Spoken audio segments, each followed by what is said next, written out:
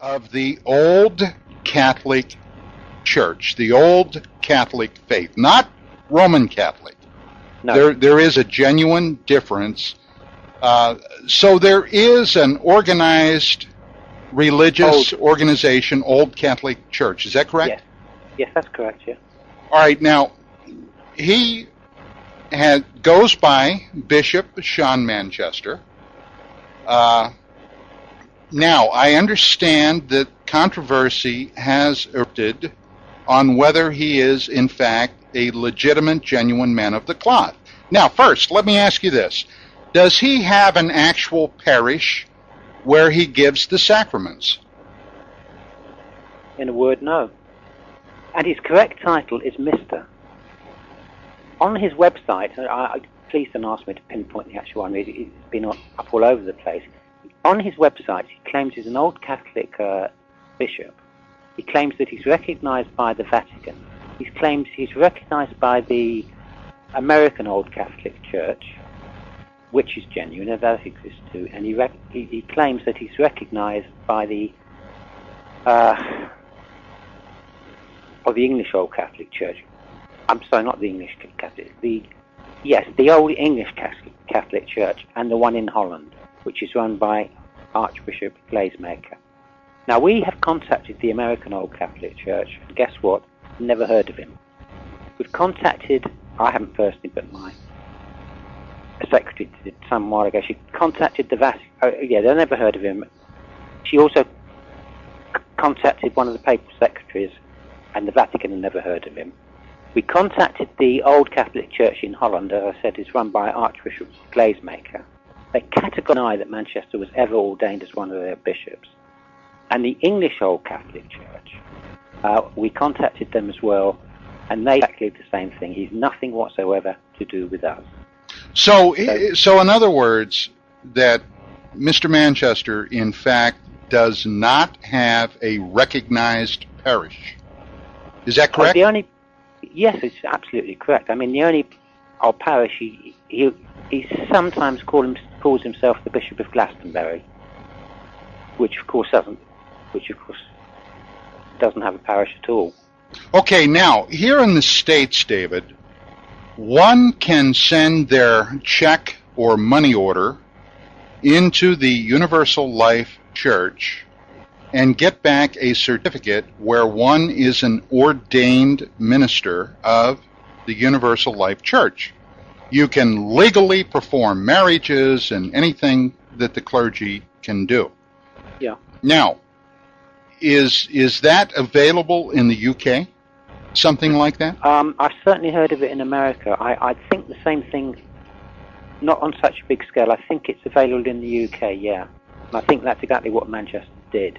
When he got himself ordained, in quotes, he hired out a church in Barnet, the United Reformed Church. He invited loads and loads of his friends round. He had the whole thing videoed, and loads of still photographs were taken. And he was also issued with a mass-produced certificate. Now, he was selling this certificate on the internet. I saw this myself for about £5 for a copy of the certificate, which he claimed entitled to call himself a bishop. He was selling the videotape of his consecration, whatever you call it, on the internet, because I saw this too, for £14.99.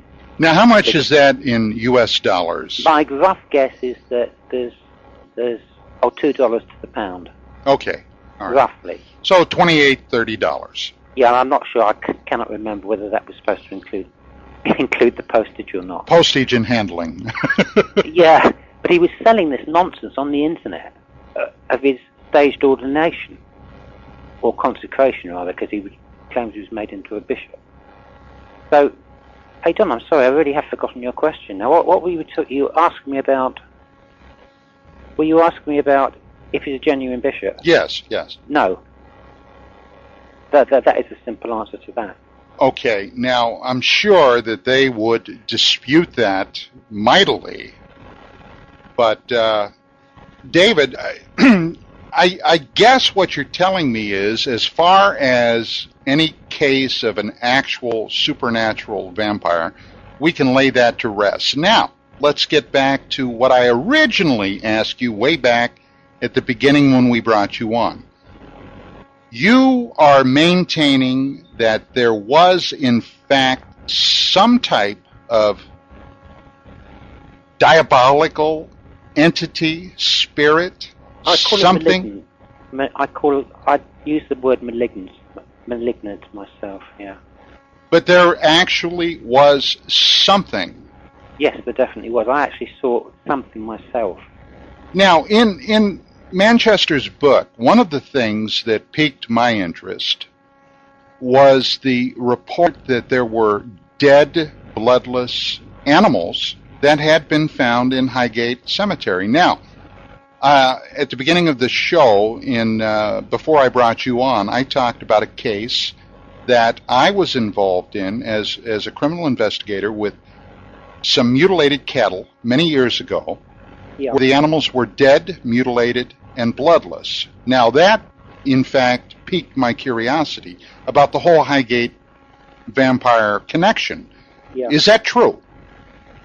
I've heard of cattle mutilations, yes. No, I mean, were there dead animals? I'm sorry. Well, according to Manchester, I actually found a dead fox myself, and there are foxes breeding in Highgate Cemetery because it's so overgrown. Well, certainly used to be anyway. I actually found a dead male fox in the middle of a pathway when I was visiting the cemetery in the daytime. Now, it used to be open to the public in those days. Now, I was very curious about this because it did seem, although it had moisture around its neck seemed to be all wet, but I couldn't really tell if it was mud or whatever. But it was stiff and it was dead right in the middle of a main pathway. And what struck me was, I thought, well, look, foxes are extremely cunning animals. Well, most wild animals are, and if they sense death, they usually crawl away into the undergrowth to die. Something had killed that fox, and it had done it very, very suddenly. Now, I actually saw that myself, so I can verify that. Yes, there were foxes breeding in the cemetery. Yes, Manchester claims in his book that there were many, many more animals found dead. I can't verify that. I've got a feeling I actually said at the time that to a local newspaper that I'd found this fox, and I found it rather unusual because of the circumstances of its death. And I think it's possible Manchester picked up on that and sort of exaggerated it.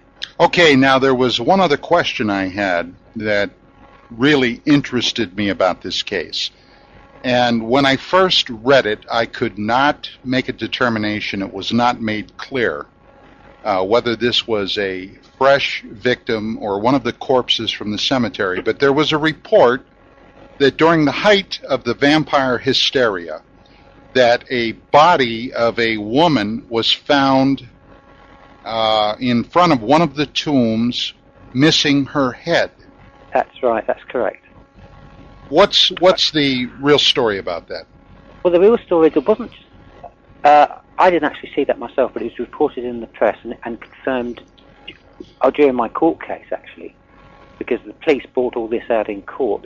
They were trying to make me a scapegoat for all the vandalism in the Highgate Cemetery, and so all these cases, they called the cemetery superintendent a man called William Law, and he stated in court, which was reported by the press, a lot of other cases that I didn't know about. People had been going into the cemetery and ripping open coffins, many of which were kept in large Victorian vaults, so they were fairly accessible, and putting stakes through corpses. And the reason they were doing this is, in my opinion, is that because of Manchester's statements on the television, when he actually he appeared in that first ITV program with myself, and he produced a homemade wooden stake and a very large crucifix, and the interviewer, Sandra Harris, almost jumped back and knocked the cameraman over.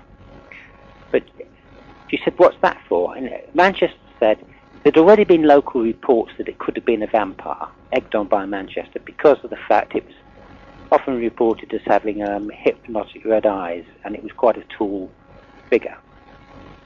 Manchester said that I'd actually interviewed quite a few local witnesses who had witnessed it, and I actually saw it myself on one occasion, but then again I was only witnessing what other people had already seen.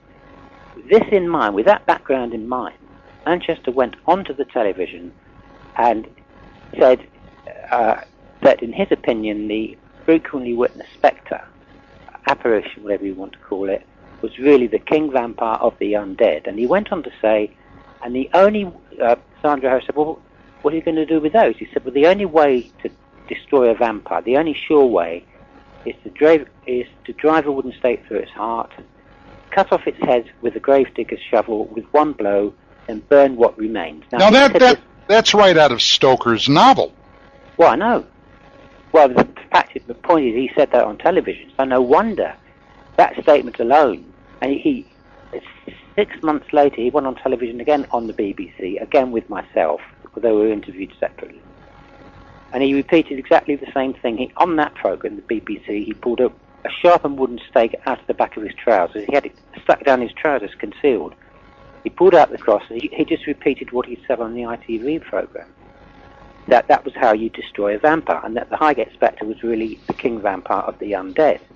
And it's little wonder that a lot of gullible people, hooligans and what have you, or just plain cranks, seeing that sort of, only takes a few gullible people, to seeing that sort of statement, or statements made on the television, would exactly given them the idea to do just that. So I would say, actually, Mr. Manchester was directly responsible for most of that vandalism. Now, over here in the States, one could suggest that he might be culpable to be for inciting a riot, hysteria, or something. I mean, what I'm saying is that over here there's a possibility that one could be arrested for doing that type of thing, creating.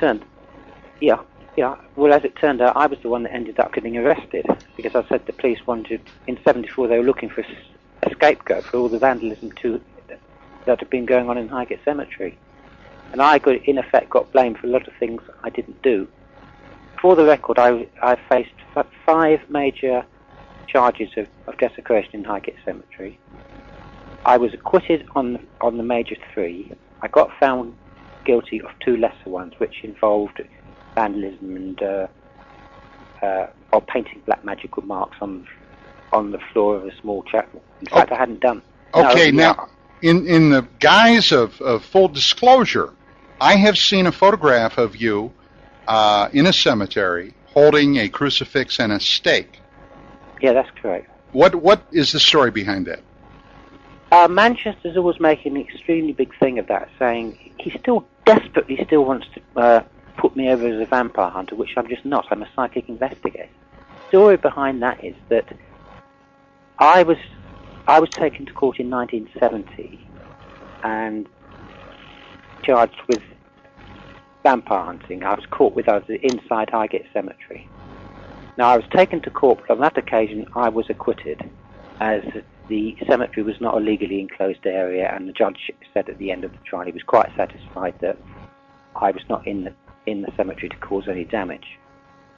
But the whole point is that, having been on the television, people started to cash in on my involvement with the so-called Highgate vampire. So I was invited onto the BBC following my acquittal, who were doing a story on the Highgate vampire, and they brought along a cross and a stake. And I think... Who did this? BBC. The BBC? Yeah, and they wanted me to use these as props, because I've been branded... Was this a news show? Yeah. And they brought you props? Yeah, they brought me... Well, yes, it was a news show. The name of the program was 24 Hours. Boy, I'll tell you what, now that would not be done here, at least not and admitted to. I find that astounding.